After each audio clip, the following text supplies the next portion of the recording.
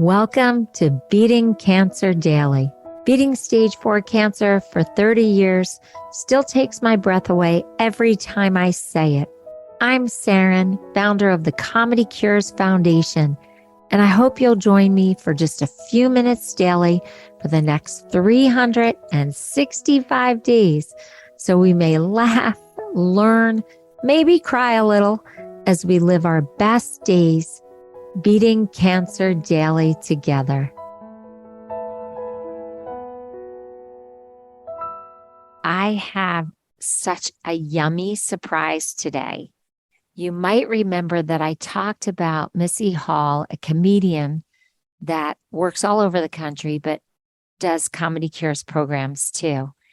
And you may remember that I talked about a brilliant revelation she had about her breast cancer diagnosis. Well, I have Missy here today, and we're going to have a conversation that I think you'll find really fascinating about not only going through the cancer journey, but doing it with a comic perspective. Missy, welcome, welcome, welcome. Hello. Thank you so much for having me. I hope you know how much I love talking with you. This is awesome. Yeah, it's interesting because before you were ever diagnosed, it might even be 2 decades ago, definitely over a decade ago, you started doing ComedyCures programs for patients and caregivers live. And then, of course, when you were diagnosed, I know that I was one of the first phone calls, which is very common in the comedy world. When somebody in our field gets diagnosed, I get that phone call. And it was such an honor to be able to help you through the very beginnings of this. And you're doing great. You're keeping this so real, not only off stage and off social media, but really on stage too. So I want to talk to you about it. How come you can still be funny while going through cancer treatment? I think that's one of the reasons that I can absolutely get through cancer treatment, is instead of keeping this whole cancer thing in a separate box from my comedy, which is just my personality, I have to kind of invite it in. Plus, some of it has been truly funny, things that I never thought that I would be able to laugh at when they showed up in my own life, I've laughed at. And then, in retrospect, I've been doing comedy at fundraisers for people going through breast cancer, for people going through all kinds of other cancer treatments. And now more than ever, it feels important for me to share that you can laugh through it. Because I want to interrupt you for 1 second, Sure. because there are going to be people who don't know your style of comedy. Yes. So I just want to ground them in the fact that Missy really talks about relationships. She talks about her family. She talks about growing older. She really centers a lot of her humor on relatable daily life events. So integrating it on stage does feel like it would be very authentic because you really center your humor in an authentic place from your own life. Yes, that's a good point. If I were somebody doing political humor or something and then trying to fold this in, it might not work, but it would actually be very inauthentic for me to leave it out.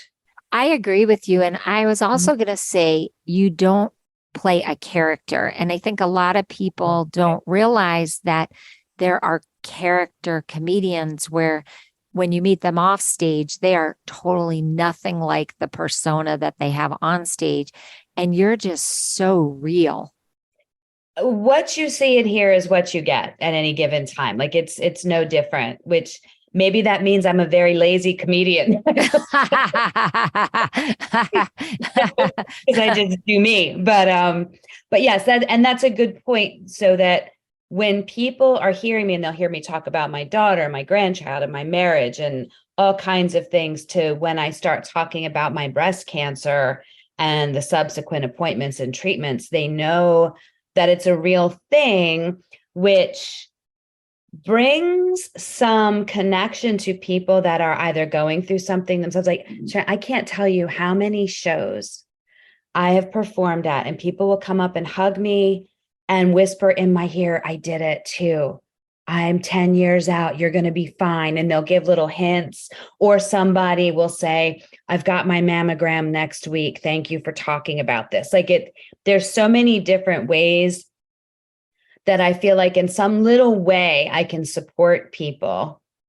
I have goosebumps based on what you're saying, because anybody that is in the comedy world gets that affirmation at certain times in their career where people just come up and say, I lost my husband and I haven't laughed in 5 years and you made me laugh. And so just having this visceral reaction, like just hearing you say it and then imagining and feeling what that's felt like for myself in the past literally gave me goosebumps. It's so true. What you're saying is so true. I want to take you back to the minute you found out you had cancer. Are we okay going there? Absolutely. Okay. Yeah, and I think it's important because I think some of it's universal. Yeah. So when they told you, was there any part of your being that thought, I'm never going to be funny again, or I don't know how I'm going to do comedy with this news?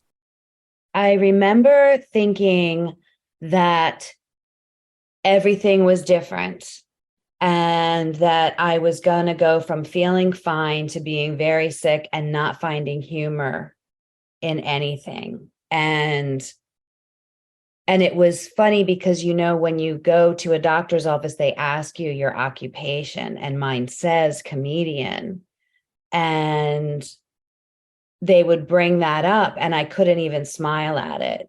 My heart's hurting right now. Oh, my heart's hurting. And I remember, I got the phone call that the lumpectomy showed that it was invasive ductal cell carcinoma. I'm sorry. And I was with my daughter in a Target parking lot. So at that point, I hated Target, I hated comedy, and I just wanted to hole up. And then when I went to the surgeon's office after the lumpectomy, I can still remember, and I'm sure everybody feels this way. I didn't know what he was going to be telling me. And I can tell you about the carpet on the floor. I can tell you about the other people that came in the room.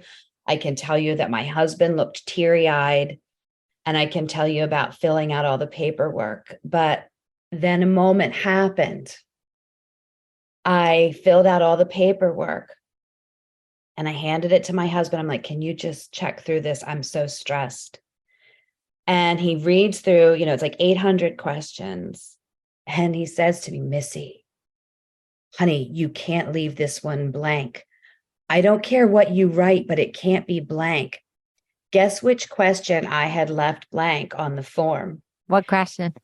Do you feel safe at home? Okay. So at that moment, I was like, in my brain, I was like, that's going to be funny. It didn't feel funny then, but I'm like, keep a note of that. That's going to be funny. And that already I could feel that, okay, my brain is still taking notes. This is really powerful on so many different levels. And I just want to interrupt for 1 second to just place this in context. So first of all, Missy is not making fun of domestic violence, and that's why that question exists on the form. So if you are someone that doesn't feel safe at home, and honestly, I've encountered that with people living with cancer whose spouses become enraged and are not supportive, and they are in danger. So if you are one of those people, I want to say to you that we need to get you help, and we need to call a domestic violence hotline, and we need to make sure you're safe. So I just want to make sure that you know that this does exist. You are not the only person, and that we are here to support you. The second thing that I want to say is that Missy is doing something at this moment that all comedians do in order to build their routine off of the authentic experiences of their life.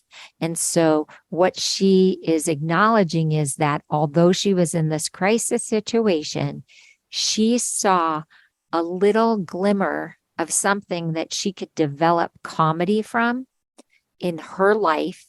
And then she could come back to that when she wasn't in the situation and actually potentially write a comedy bit about it from her perspective. And so we carry around a little notebook, or we carry our phones and we have notes in them, and we jot down these little things that we think are seeds of humor. And so I've taught comic perspective in other episodes. I actually recorded an episode called Cancer Funny is Everywhere. And that's exactly what Missy is talking about, that I said, make a list of the things that you're running across in your cancer journey. Just write them down. If they seem odd, they make you angry, you think they're funny. And then we're going to work with you to develop this into some tumor humor. And this is exactly what Missy's talking about. And I wish she were on that episode, because that's the perfect example. And now you're going to get to see the inner workings of a comedian's mind and how something can potentially develop into tumor humor or something humorous. And she might never perform it on stage, but it makes you think funny. And that's what we do at ComedyCures. We help you think funny, and that builds resilience. And then that helps you handle these moments in life that are very stressful, or just think more funny thoughts and have joy-filled moments in your own brain. So that's a long explanation, but I want to turn it back over to Missy and let her develop what she was talking about seeing this spark. And for a comedian that's been diagnosed with cancer, when you think that the cancer is potentially robbing your comedy, your comic perspective, your livelihood, because that's how you interact with the world financially also, it is a terrifying place. And to see that she got that little spark of, I could still think funny.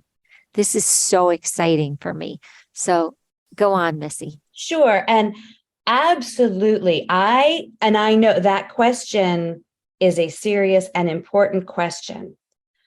What I want the listener to visualize is I am 5'4" and my husband is 4'11".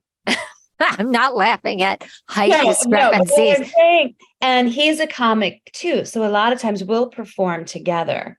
So if if I can do a bit about not being the least bit intimidated by him when they've seen him on stage, again, there's that funny thing that works for our relationship. But I was going to I'm like, in my bit, I can talk about, I do have a very, very overzealous labradoodle that can sometimes, there's all, so my brain went a little bit there.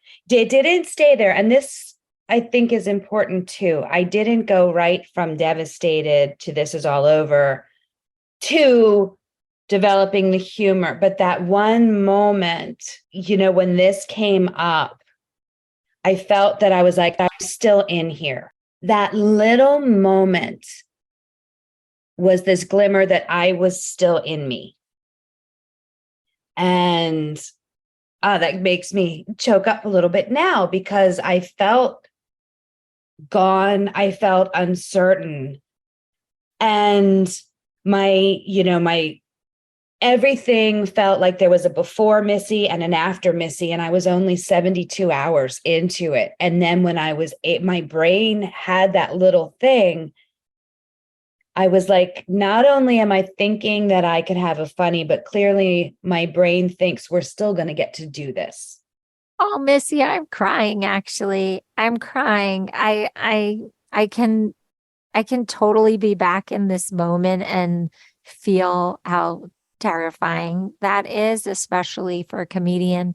I've talked about Kyle Grooms before, and we've had him on ComedyCures programs. Kyle is a comedian who was diagnosed with brain cancer. And talk about thinking you will not be able to think funny ever again. And we'll do an episode with Kyle, of course, but anytime a comedian talks to me about this, I remember being in my house and watching Richard Pryor and Eddie Murphy and all of these comedians. And I remember not being able to laugh at comedy when I put the first comedy show in, and then forcing myself to laugh and then finding my laughter again. And that was just laughter. It wasn't even my comic perspective. I was leaning into other people's comedy the very first night I was diagnosed. And so I know how that feels. And it just, again, it's been decades and I'm still feeling that moment for you. Tell me when you first thought you could write again. When the surgeon looked at me in the face, he goes, "I'm sorry this is happening to you, but we can treat this. We can manage this." And those words, and I'm so blessed that I heard those words. I understand that not everybody gets to hear those words. And sometimes I'm almost afraid to say it out loud. I'm now so sensitive to how people can feel about this. I'm a lucky one. I got the words, "We can treat this, we can manage this." And that suddenly I was able to say, does this mean there's not going to be a parade of medical students in to come look at my chest every time I'm here? Like, I'm not going to be in your next textbook. He's like, no. I'm like, that's the best news I've ever gotten. I was like, okay, so that changed my mind from thinking I have to stop everything to maybe I can do some things while I'm doing this. And I don't mean things just in regard to comedy. I meant things of like, I don't know about you, but I even stopped caring what clothes I had or wore. I didn't, I looked at email from my favorite makeup companies and just deleted them because it was just like, what for, And that was the shift. That was the moment where I was able to let myself believe that I was going to be going through some things and this was going to change the way that I live my life, but it was not going to cancel out comedy. It was not going to cancel out joy. It also, I was like, maybe I'm not always going to have these nervous knots. Like maybe this is going to settle. This is going to settle. And that was the day, I can still see in that little office, him saying those words after getting my biopsy results back and, doing the genetic testing on the cancer cells and stuff. And that for me was the moment. So beautiful. I think what I'd like to do is let you digest what Missy is saying and really just sit with how she went through this diagnosis and how she processed that she could then go on. And she didn't know how exactly, but that she was going to be able to have a new normal and a different life than she had, but that her life wasn't going to end as she knew it in terms of her career. And I think what we should do is come back and have another session with Missy and let her take us through how she actually started to write comedy again. And we'll get some yummy tips from her. And then we'll actually talk to Missy about how she found her tumor humor. And that is so special. Missy, I want to thank you for being on the podcast. As you know, these are bite-sized. I try to just give small amounts of information. I know going through the cancer journey makes us all so busy that I try to respect people's time. And then they can come back and hear another installment on another day and not have to spend a large amount of time listening to the podcast. But every episode is different. Every episode is unique to the subject that we are talking about, whether it's motivational, inspirational, practical, funny. And I think you have just added so much to this conversation of beating cancer daily. I just want to thank you for being so honest. Thank you. I honestly is the only way to go with this thing. It really is. It's the only way I'm going to be of any service to other people and to myself. So thank you. Have a blessed day. We're going to be with Missy more over the course of the next few weeks, and I'll see you tomorrow. I hope you guys know this, but Beating Cancer Daily is a listener and donor-supported podcast and community. So if you have some extra change, I'd love you to go to ComedyCures.org and make a donation today of whatever level is comfortable for you. And it will be tax deductible to the extent allowed by law, because ComedyCures is a nonprofit 501c3 organization founded from my chemo chair, April 1999, and we've been going strong ever since. So please consider making a donation today and help our community and this podcast thrive. Thanks so much. See you tomorrow. Guess what time it is? It's time for me to read the disclaimer. Beating Cancer Daily and the membership circle are not in lieu of medical advice or treatment. They are for entertainment purposes only. Please consult your healthcare team to review your best strategy. Thanks for listening.